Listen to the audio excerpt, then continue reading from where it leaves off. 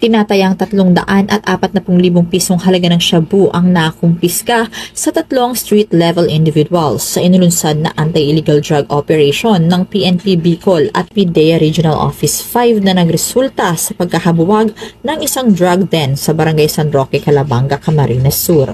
Kinilala ang mga sospek na sina alias Ayan, 38 anyos, alias Tonyo, 63 anyos, alias Burns, 31 anyos, at ang isa pang suspect na patuloy pang pinaghahanap na si alias Dili na isang high-value individual. Isinagawa ang operasyon ng pinagsanib ng mga operatiba sa pangunguna ng PDEA Camarines Sur Provincial Office, PDEA Naga City Office, Camarines Sur Provincial Intelligence Unit at ng Calabanga Municipal Police Station.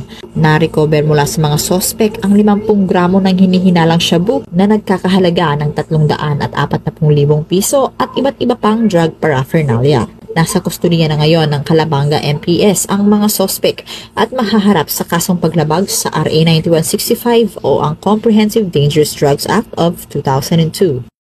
Lubos po kami nagpapasalamat sa patuloy na suporta na inyong inihatid sa amin, lalong-lalo na sa pamunuan ng Calabanga Municipal Police Station.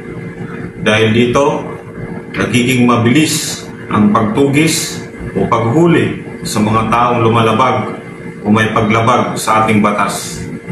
Ang kampanya kontra iligal na droga ng PNP ay patuloy at hindi titigil. Kasama kayo, lalo pa naming paghuhusayin at lilinangin ang aming mga kaalaman at pagbutihin ang pagtupad sa aming mga tungkulin.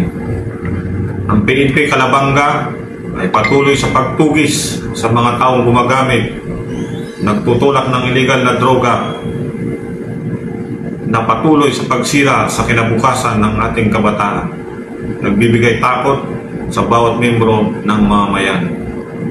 Dahil sa bagong Pilipinas, ang gusto ng pulis ay ligtas ka.